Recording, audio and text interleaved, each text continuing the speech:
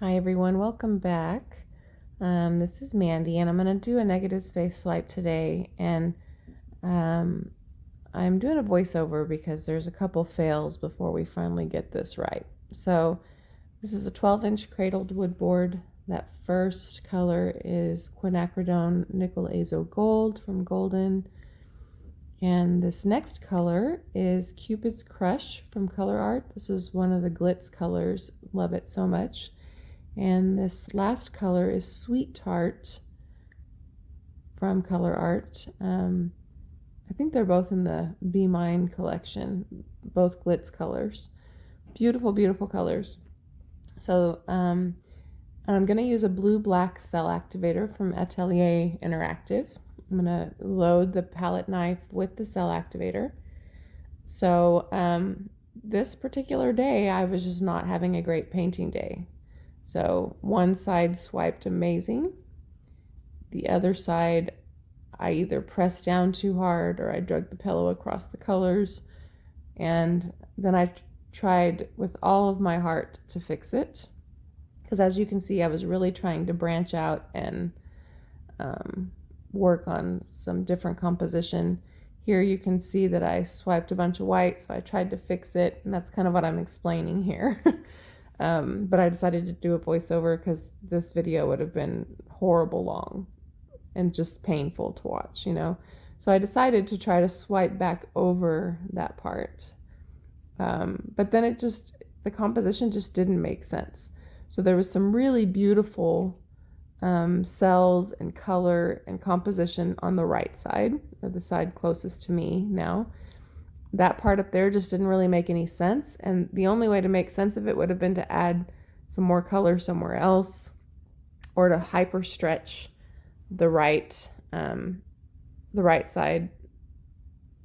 And so I tried that. I really did. I spent a lot of time trying to make this work because I thought, well, if it's going to be terrible, I might as well play around with it and see if I can't learn something from it.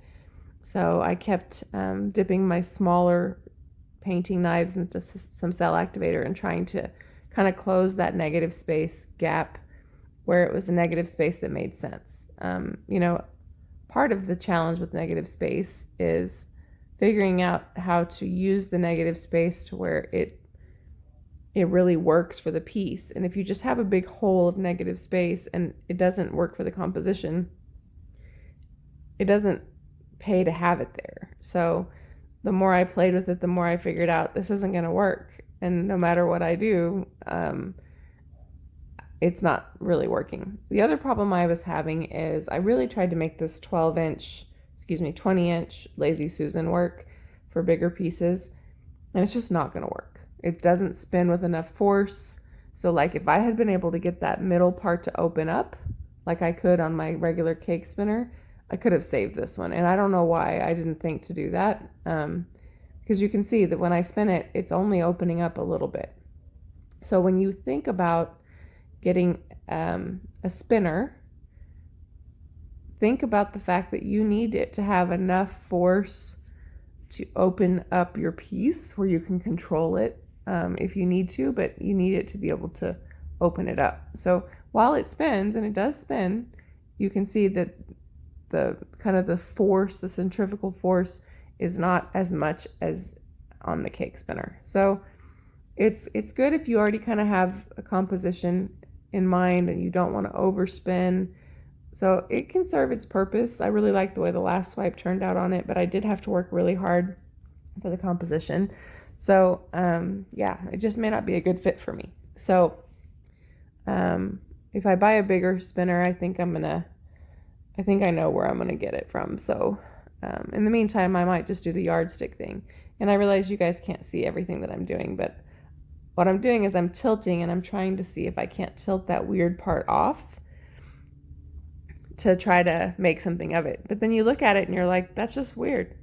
And if I can't open up that part, it just looks like a snake with a big butt or something. I don't know. It's just weird. And I tried to like it and I couldn't. So yeah, so this is me sharing my fail with you. So stay tuned for the next. Okay, so take 2. laying down the colors in the same order. So the Nickel Azo Gold, then comes the Cupid Crush. You can see here I'm still trying to diversify how I lay out the paint, which was apparently just not the day for that. That wasn't the reason why everything went wrong, I'm sure. But it was just not a good painting day. So again, I significantly sped this up because this was another 15 minutes, and I want to share the fail with you because I want to share what I learned from it. But I don't want this video to be an hour long. So I moved the paint down a little bit just because I had this weird over the edge thing happening. So we're going to go with the Sweetart. It looks like my camera recorded in a very narrow frame, so I'm sorry for that. I will check into that.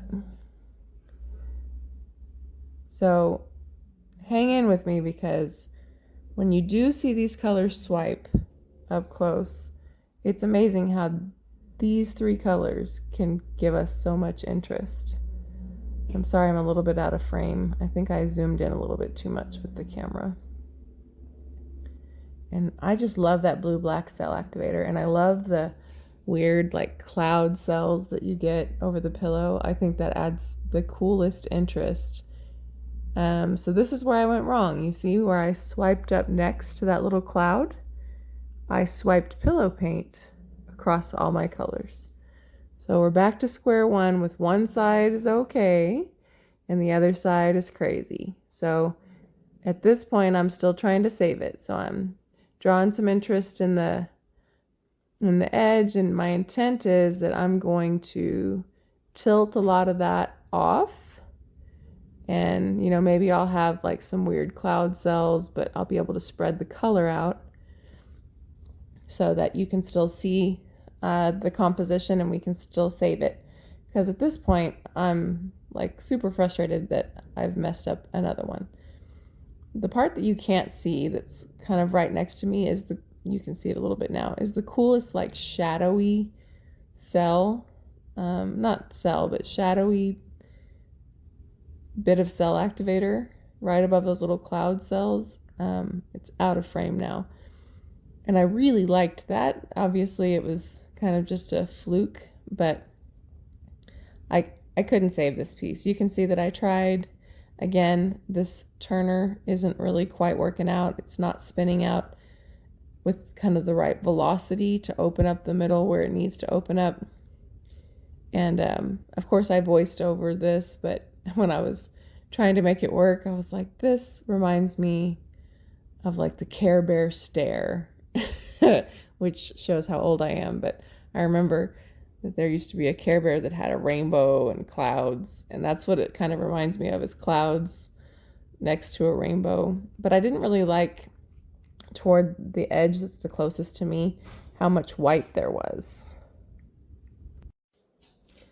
So I did try to make this work, and the more I spun it out, the bigger the weird cloudy pillowy cells expanded into some really weird looking lacing. I didn't like those colorful cells popping through that white. It wasn't gonna do it for me, so I gave up. I scraped again. Thankfully I was using the Color Place satin pillow instead of the usual one, so it wasn't as expensive, huh? All right, this third time better be a charm. By now I have probably voiced over the other crazies to save you guys for the agony, but I have been at this now for like an hour and a half. So I'm gonna go with what works instead of trying to be adventurous right now. So we're gonna start with the Nickel Azo.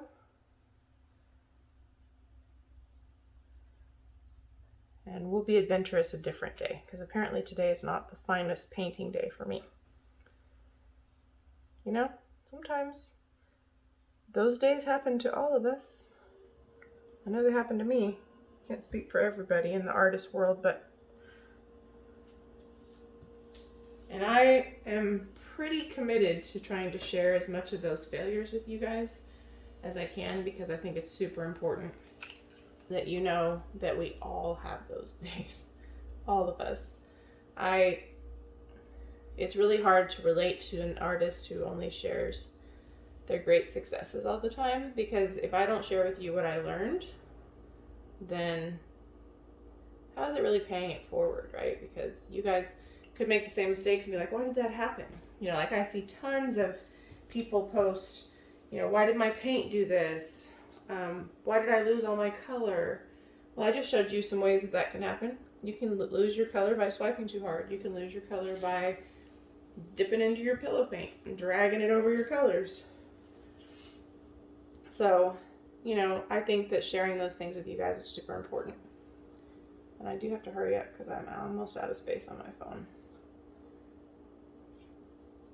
But I'm also going big with the color because I don't want to lose it all by doing something dumb, by being like heavy-handed with my palette knife. And so I'm just going big, you know. I have so much paint on me, on the floor, on the counter, on obviously the stuff underneath here. You would not believe what a mess I have made just trying to do this. This was going to be like a 15-minute swipe, like, woohoo, I had a great idea. Well,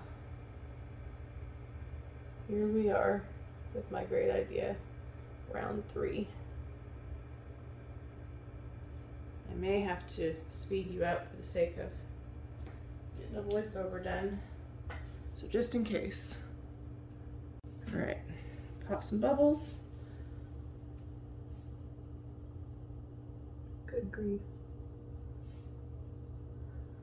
I hate to do the voiceover, sorry about my arm, but because I think sometimes the process that somebody's going through, at least I appreciate it. I will watch a long video all day long if I can hear someone's process. Now, if it's just like a long video with, you know, 40 minutes of only music and they're not telling me what they're doing, then I don't really mind a voiceover or them speeding it up. But if they're telling me, hey, this is what was happening, this is why I'm doing this, look at this, this is what I'm thinking about, I appreciate that. And that I learn a lot from it. So I try to think about everybody's taste, not just mine, but that's kind of my thought process, is if I'm there to learn, it won't matter to me if the video is long, as long as there's like content in it. Okay, here we go.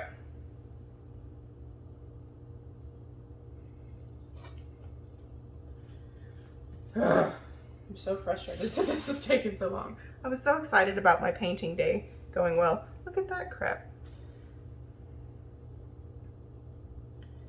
What are you doing with this big hunk of color right here?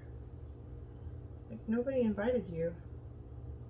I'm gonna probably have to touch up my sides in a second. Like, why? You know, why does it need to be so evil? Now I'm gonna learn from my last mistake. Oh, I was about to swipe this without wiping it off. I think I'm delirious. And I've run out of places to clean this off, so I just wiped it on my shirt. It's a painting shirt anyway. Okay. So this is happening again. Okay, I'm gonna chill. I'm not gonna freak out yet. You saw what I did there, right? I drug a lot of it into the pillow again. Look at my tool. It's really pretty. Okay. Let me wipe this off, put it away, because one way or the other, we're making this one work. All right.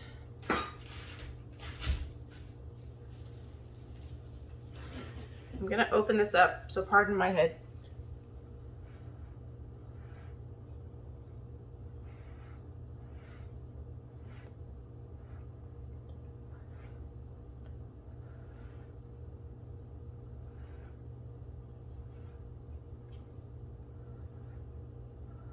I'm gonna lose some of that color. I'm gonna have to be okay with that, but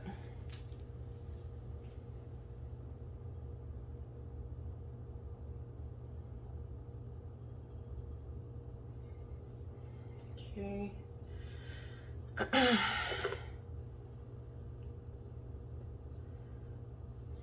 They also seem to have gone down into the paint somehow. Well, I guess I did that when I swiped it. Man, that really sucks that I keep doing that. It's like the third time today. I don't want to keep squishing this together, so I'm trying to like walk it back and forth because I want to move this with more color this way, but I think I almost might have to spin it first.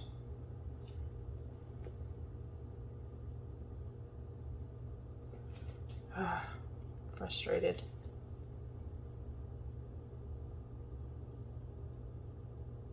I've been having decent success with these, and now like, what happened? Is it because it's Monday? Like, is that a real problem that we're gonna have?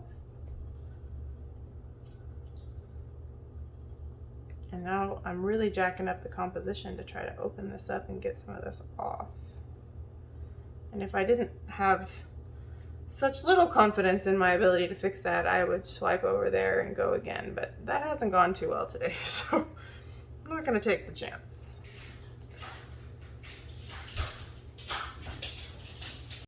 All right, so now that we got the weird white part off, I'm trying to open it up. I've already given up on that 20-inch turner and got my regular Old Faithful turner. So now I'm just trying to open it up and deal with the composition to try to save this little thing. So I sped this up a little bit just because there's a lot of tilting and boring stuff. And so you can see some of the beautiful colors showing with what's opened up. Right now this kind of looks like a really deformed whale tail, or whale with the fish tail. I don't know. A fat fish that might have a growth. I don't know. But I think it turns out okay. And after 3 tries, let me tell you, I was really, really discouraged by this point, and I was determined to make this work. So I share all these fails with you because if I just came out here and was like, look at this beautiful swipe and look how awesome it is, and I don't share with you the times that it doesn't work out, if you go and do a swipe and it doesn't work out, you might throw in the towel before you get what you're looking for. So I really, really try to share with you all the wacky things as much as anything else. Now here, I'm taking my coffee stirring stick and I'm trying to embellish to kind of create some composition. I should have used the thicker side. And I try to come back in and fix it later. And it wasn't terrible, but it would have been better if I had started with that because there would have been a very clear line. But it does provide a little bit of composition in the piece. By now, that left side, or the side with the most detail, is getting to the point where it could be overspun or overstretched. And sometimes when you get crazing, meaning where your paint pigment seems to start to break apart, a lot of times that happens when you have overworked a piece by stretching it too much, tilting it too much, trying to make something work that's apparently not working that day, like this. So that happened with one of the pieces that I scraped. When I thought I could make it work, I looked at the edges and I was like, oh, it's crazing already. And so that doesn't happen to me very often. I know a lot of people have that issue a lot. I tend to use a little bit too much pillow paint, so I don't really have an issue with crazing so much. But it can happen when you overwork a piece, meaning overspin, overstretch. It can also happen if your paint's too thick. So it does happen sometimes, but it hasn't happened in a while. But today was not the day, apparently, for that to work out for me. I also usually mix up my paint and leave it overnight to let it settle without having so many bubbles. But because I mixed up this batch, there was a little bit more air bubbles than usual, which you can see sort of faint in the background in those colors. And I find that you see those bubbles, those measles, more when you do have to stretch it to its absolute maximum versus having, you know, that rich color in that concentrated area, and you don't really have that issue as much. So those are just things I've learned for what it's worth. So I did speed this up quite a bit just because a lot of this is just me really trying to get some movement in this piece, and that is very time consuming. And if you tilt when your piece isn't moving, you tend to squish your design instead of actually accomplishing what you wanted to accomplish. So you have to do it kind of slowly and see if it's going to even work. So it didn't really work that well, but I do end up really liking this. It's not what I had in mind, but isn't that a day in the life of the fluid artist, right?